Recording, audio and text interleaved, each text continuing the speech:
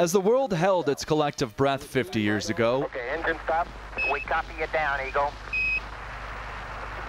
Tranquility Base here. The Eagle has landed. A lunar module with computing power less than today's smartphones landed 2 men on the moon.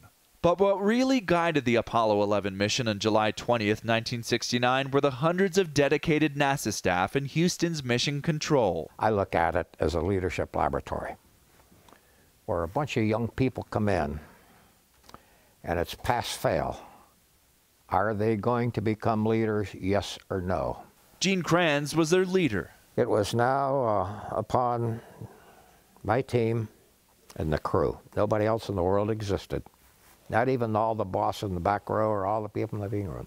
3 shifts over 24 hours, dozens of people each shift. Kranz, one of the flight directors, made sure they guided astronauts Buzz Aldrin and Neil Armstrong every step of the way. I hear these words, Houston Tranquility Base here, the Eagles landed.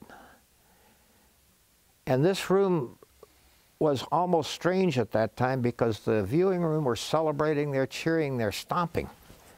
But we got to maintain control and the vision and what's happened to that spacecraft. Kranz sat down with the Associated Press, reliving those moments in a newly refurbished Mission Control at Johnson Space Center. When I walked into the viewing room before and I saw this entire room lit up, it was almost like we're between shifts and there's a shift change, or everybody's out for restroom breaks, so this room is now empty and it's going to soon be filled. With technology from the 1960s, the room is being restored to commemorate a seminal moment in American history.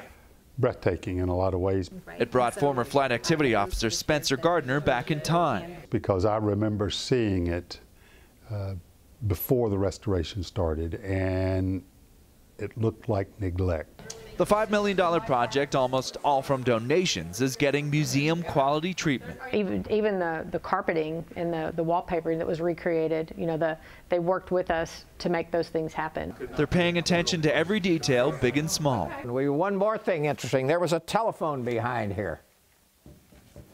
Okay.